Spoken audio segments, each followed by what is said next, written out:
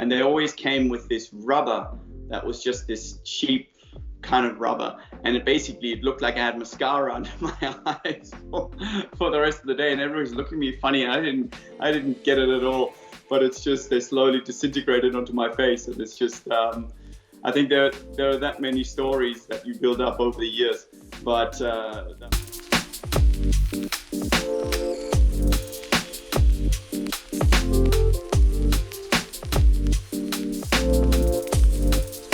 Hello everyone, I'm joined by two-time Ironman 70.3 world champion, three-time Ironman world champion, and 2008 Olympic champion Jan Frodeno. Welcome, man. Yeah, man, thanks for having me. Yeah, thanks very much for having me.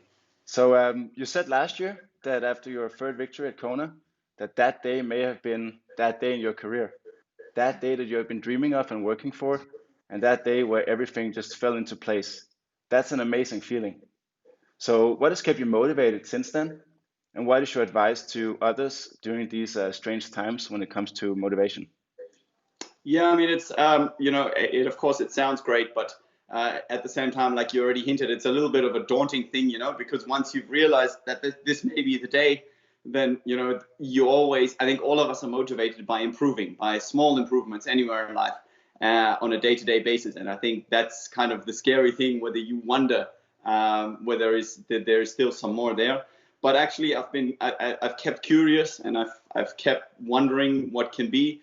I've gone about my training, to build up things. But to be honest, it's the first time that I've actually enjoyed being a world champion.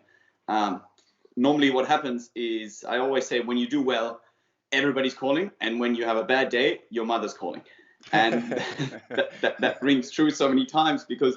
Once you have a good race, everybody wants a piece of you, and you just get into this treadmill of running and running and running.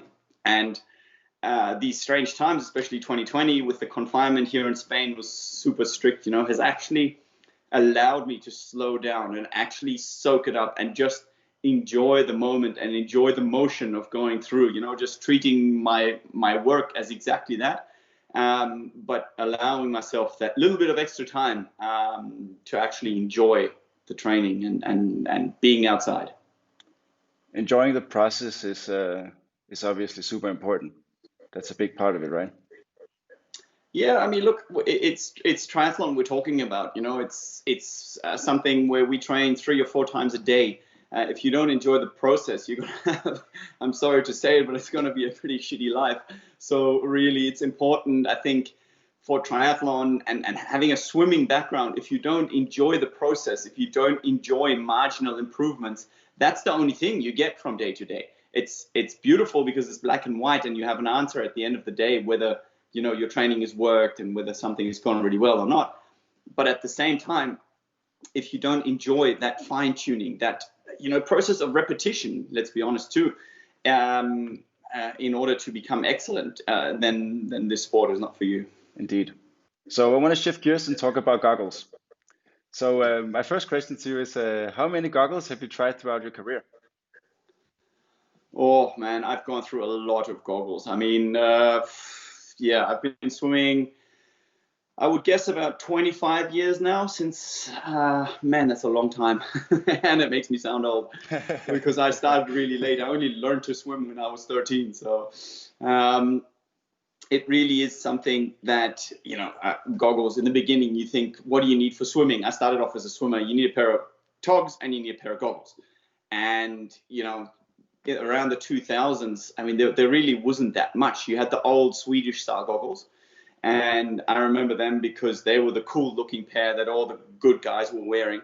But honestly, I needed maybe 6 or 8 weeks to get used to the pressure points, all the different ones, and coming home with bruised eyes. Yeah. The guys at school would be like, hey man, did you get beat up in a fight? And I'm like, no man, I'm just getting used to the coolest goggles ever. And they just fogged up every second, and you know how it was. So in terms of a number, I would struggle to put something on it, but I guess I go through, probably 4 or 5 pairs in a year. So there you go, 100 pairs of goggles. That's a lot. That's a lot indeed. So April 11th this year, you did an amazing event. You completed a full Ironman in your home, and you raised more than $250,000 for charity. That's just incredible. So most of our team, we obviously followed the event along with all of your fans. And at that time, we'd only shipped the goggles to you so you could try them out, but we hadn't talked more. When we saw that you did the Ironman with our goggles, that obviously got us super hyped. So what made you decide to use our goggles for this event? You know what? It came about that I saw a few of the guys using the goggles, and it's been something that I've looked for a while, because it's just frustrating when you're doing a big main set of swimming, and you're focused on just finding the limit, and then after every rep you're there kind of trying to get the water out of your goggles, and they fog up, and sometimes you get a headache because they don't fit well.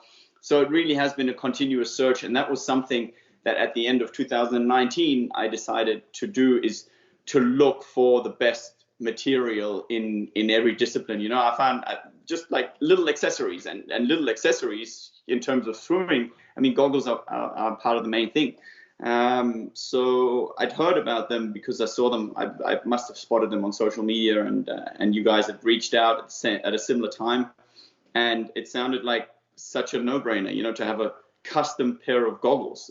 I didn't think it would be possible, but trying them, in terms of the fit and the comfort, it's just an amazing thing, because essentially you forget about them. You put them on, you forget about them, and that's probably the best thing that can happen to you wearing a pair of goggles.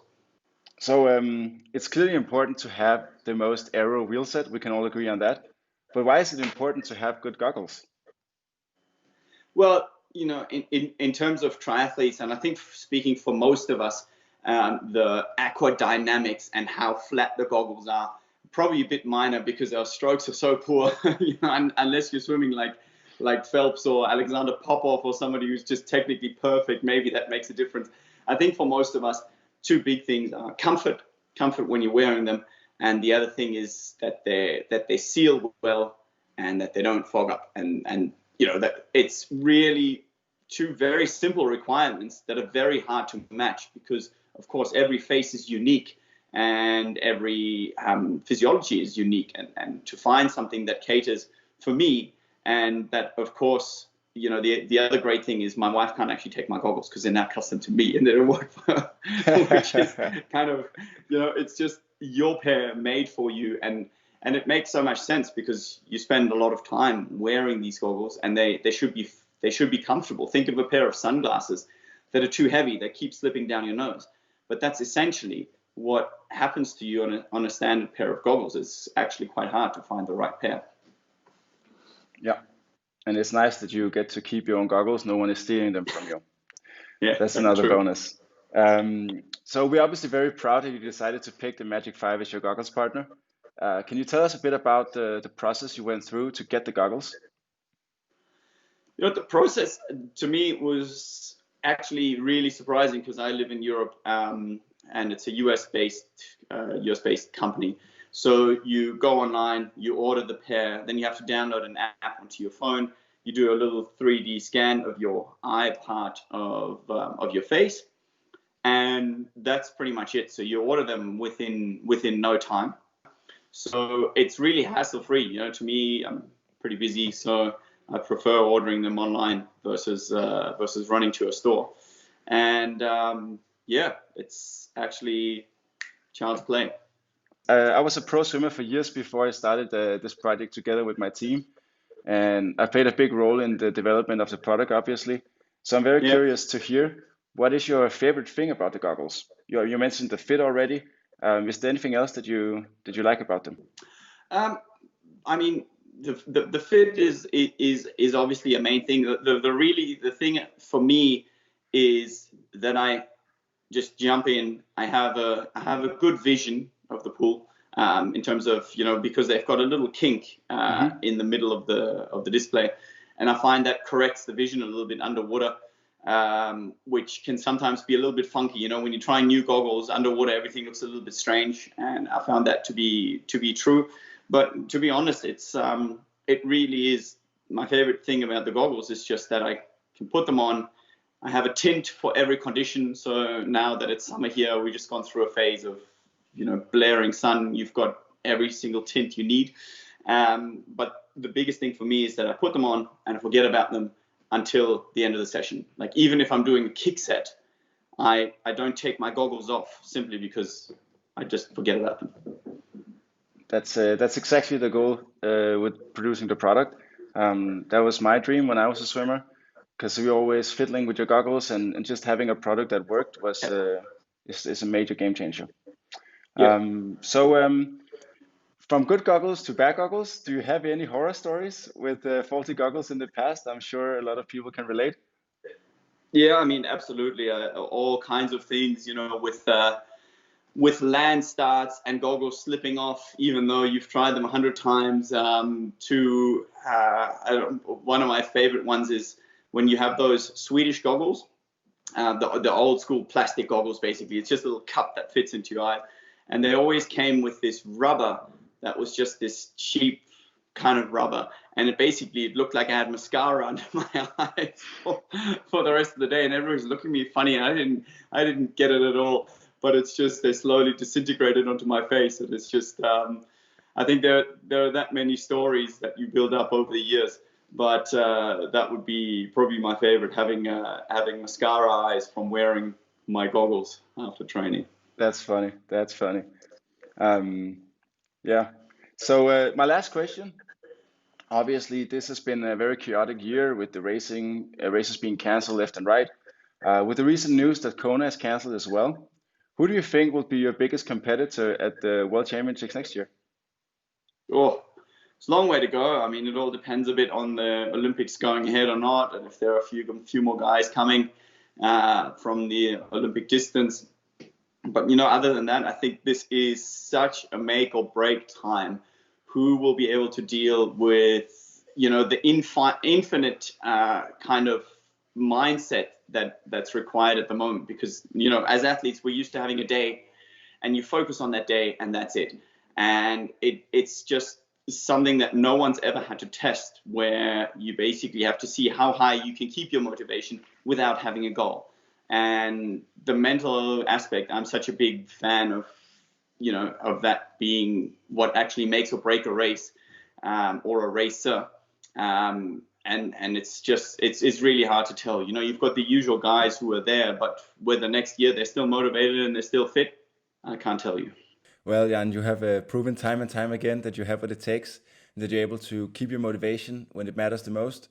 We're super excited to have you on the team, and we're looking forward to our partnership together. Wish you all the best, and thank you for your time. Yeah, thank you. Take it easy. Have a good day.